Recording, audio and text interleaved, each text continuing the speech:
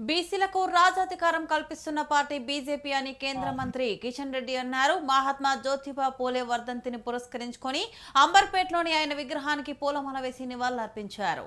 ఈ కార్యక్రమంలో ఎంపీ లక్ష్మణ్, మాజీ గవర్నర్ దత్తాత్రేయ సహా పలువురు నాయకులు ఉన్నారు.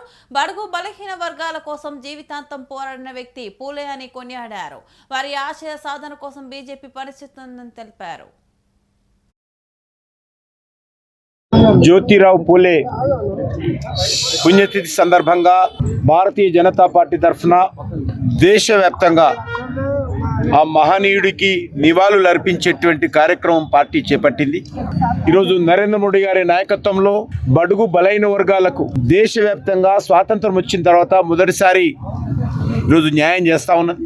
వచ్చేటువంటి జనాభా సేకరణ లెక్కలు ఏవైతున్నాయో దాంట్లో మొదటిసారి బీసీ జనాభాకు సంబంధించినటువంటి లెక్కలు సేకరించాలని ఒక చరిత్రాత్మకమైనటువంటి నిర్ణయం కాంగ్రెస్ పార్టీ అధికారంలో ఉన్నప్పుడు అనేక మంది డిమాండ్ చేసినప్పటికీ కూడా ఏ రోజు కూడా కాంగ్రెస్ దానికి అనుకూలంగా లేదు.